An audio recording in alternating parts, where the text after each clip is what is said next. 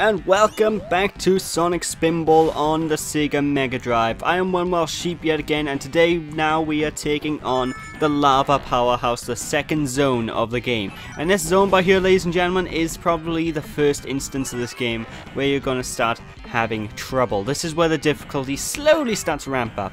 You know, at this point in time, it shouldn't be too difficult to handle, you know, as long as you flip whenever you get near the flippers, as long as you mash the button to make sure you don't fall, you should be, in all intents and purposes, safe. However, be careful, because if you fall below these flippers in this particular zone, it spells doom. You will not be able to survive if you fall below these flippers in this, you know, this time, which is kind of frustrating. You know, I have to be perfectly honest, it's kind of annoying. Anyway, a first thing we need to do is destroy that door, otherwise we'll be stuck in this one pinball chamber, and if we're stuck inside this one pinball chamber, well, that's no good. You know, we need to get out of here. We need to take on Eggman. We need to get the Chaos Emerald, son. And oh no. Now, fortunately, if you fall down the sides, there is a bit of a safety net that you'll be able to jump on. So, next on the agenda is we got these steam pipes, and these are a pretty big gimmick in this particular zone. What you need to do, bounce on the steam pipes and push one of the flipper buttons in order to shoot the steam pipe, I guess, higher, which will indeed shoot you higher. And you need to use it to sort of gain momentum to bounce off these cluckers to get inside this gigantic pipe that has this very ominous looking arrow. I wonder if this is where we're meant to go. I don't know. The problem is the hit detection is a little bit awkward, and they really want you to hit these clickers at the very, you know, right on the head. You need to boot them right on the head to survive, get past this, which can be quite frustrating. But whenever you jump up here, you want to veer to either left or right of the screen in order to move into the next area. And from here on, if we continue going up, we'll be entering the boss room. The problem is, there's no point going into the boss room yet, because we can't fight the boss yet, you know, ladies and gentlemen. So, it's time to move into... Where am I going? No, go back, you fool. Go back. There we go. It's time to head into the next pinball table. Now, inside, basically what the best way to look at this game is, each pinball table is an opportunity. You need to go into each of these pinball tables and try and shoot and hit everything you can before leaving.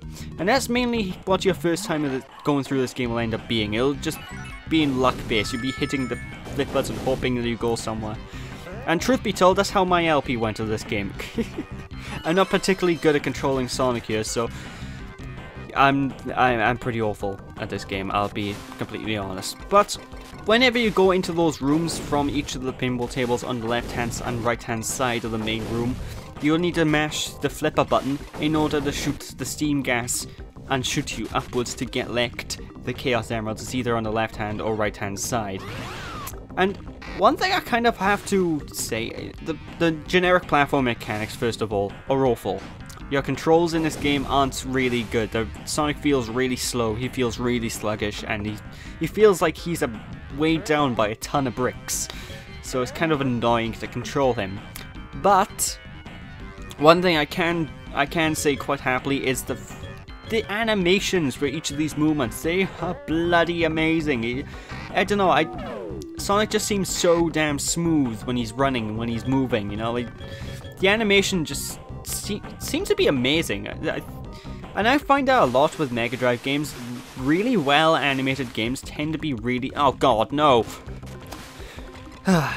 Really animated games tend to have a bit of an issue where they always control pretty sluggishly, in my opinion, and it's kind of a shame, because I'd like to have these animations where, well, the character controls speedily, but the difference is I won't be able to do that, because when there's good animations from the character, you'll find that the character won't be able to move as quickly, because the reason these animations are so smooth is probably because they're quite slow animations, but I digress. There's another Chaos Emerald for us, oh my. I have to say, I love the theme song for Lava Powerhouse, you know, it's pretty damn interesting, it's kind of a good song. The problem is, what I find with a lot of these songs is the instrumentation could be improved. I actually dubbed it, I actually got a name for this, I dubbed this Sonic 4 Syndrome, where the game has really good melodic soundtrack, but the instruments they use is pretty much ear-wrenching, you know, like Sonic 4, they've got good melodies, you know, the soundtrack itself as a whole is actually pretty good sounding. But it's the instrumentation used that ruins the songs, I think, and if they were given different instruments, I think the music would have been perfectly fine. With the exception of the boss theme and final boss theme, those are just awful in general. Sonic 4 could have really used with a longer boss theme. It's way too short. But I'm getting ahead of myself. I'm talking about Sonic 4, my Sonic Spinball LP, for Christ's sake. Let's just continue moving along here. And I have to say, each of these bosses in this game, all of them are nightmare-inducing. Not just the first boss. Every single boss in this game is enough to give you a nightmare if you were my age. Total action! Sorry. It's like I said, this is a very 90s game. I love seeing the names and 90s lingo pop up on the top of the screen. But yeah, this game's just terrifying to a young me, you know. When I was a wee lamb, this game, oh, this game. But I digress. With that, ladies and gentlemen, there's all the Chaos Emeralds in this stage. And it looks like we don't get many Chaos Emeralds in this game for each of these stages. But we will eventually be picking up more and more and more Chaos Emeralds. Each stage increases with difficulty in terms of the Chaos Emeralds you need to find, as well as the overall just pinball table difficulty that they are. And there isn't, like I said, this isn't a long stage. It's literally 4 pinball tables we need to go through, give or take. And I'm basically spending a single part on each pinball table. And believe it or not, ladies and gentlemen, this is my best run at playing through this game. This is my absolute best run. Why did I jump this way? I'm going the wrong way. No, don't go down, you numpty. I meant to go up. I meant to go up. Oh my god.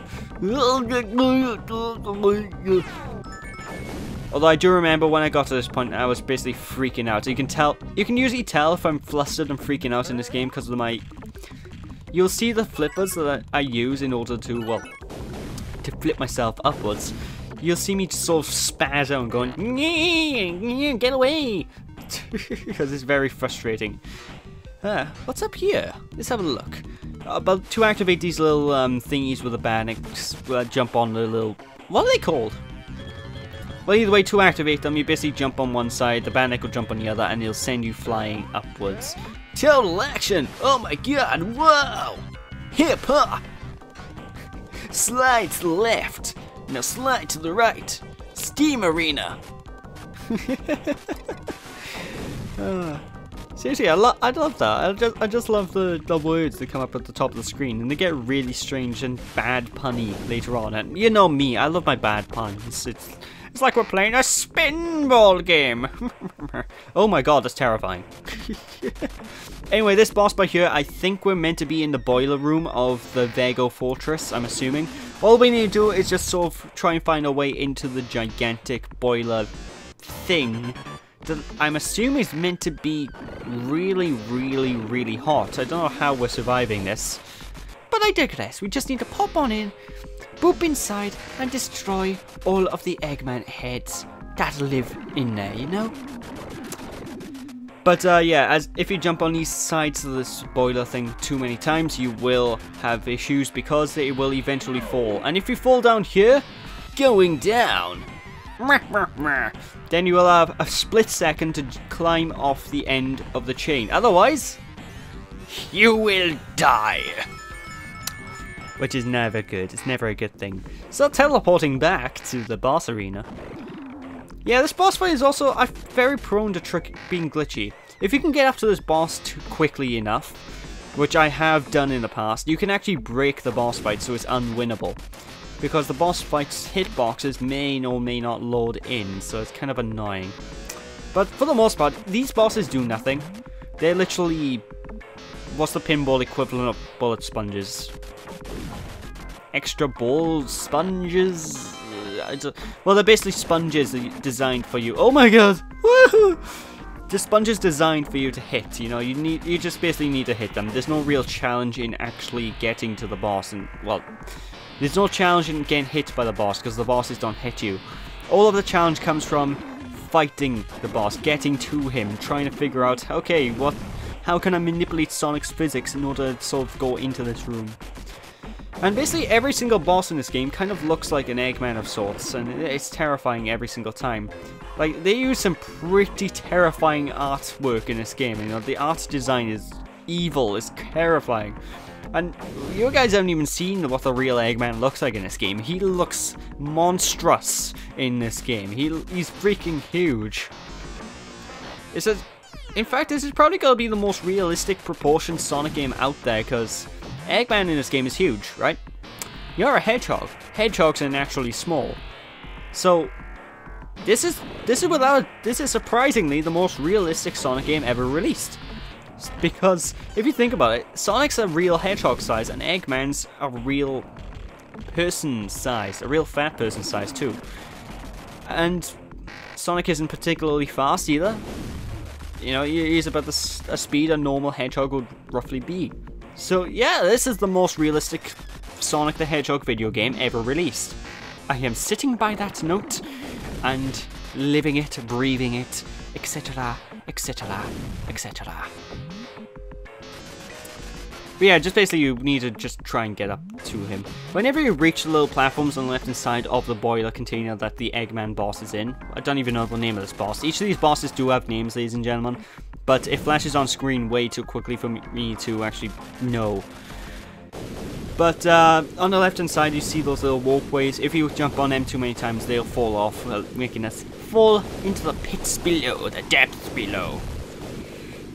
So be gone with you! Fire of Hundun, Udu. I don't remember that quote from Lord of the Rings, but you shall not pass, and all that good jazz. And oh my, that's gotta be the most whacked out looking UFO. If Dr. Eggman owned a UFO, this is what he would use. Look at it, it looks so derpy with the teeth, it looks amazing. Buck Rogers, eat your heart out, my god. But all you really need to do by here is knock Dr. Eggman's teeth out. And if you knock all his teeth out, well then you become victorious. You know, I really do love these little mini-game things. And like I said in the previous time when we were in a bonus room, if you look at Sonic you can see his eyes watching the ball. It's kind of like a little detail you won't really notice while playing the game. But I like it, you know, it's a pretty neat touch. It adds a lot of character to this game. And I just find it strange how this game about pinball has Sonic playing pinball in between the levels, in which case he's a pinball. It's like, what? It adds a new spin on things. A new spinball on things, if you will. A new spinball. Sonic jamming. A new spinball on things? Okay, I'll stop, sorry. I just saw Dr. Eggman's "Arr! Make it stop! No way! I can't believe this!" So I thought I bet I had. I'm terrifying Eggman with the puns. But it gets harder and harder to hit Eggman as he runs out of teeth, even though he looks even more terrifying, because when he runs out of teeth, well, you can shoot your ball into him and he'll spit it back out. But if you break all of his teeth, he'll get a headache and he will explode because reasons. Okay. But with that, ladies and gentlemen, thank you all for watching part 2. I'll catch you all next time in part 3, where we take on the dreaded machine, which is actually the roboticizer of the Vego Fortress itself. Yeah, I'm telling you, it's a short game. So thanks for watching, people. Hope you all enjoyed. Don't be sheepish, and I'll catch you all then. Bye!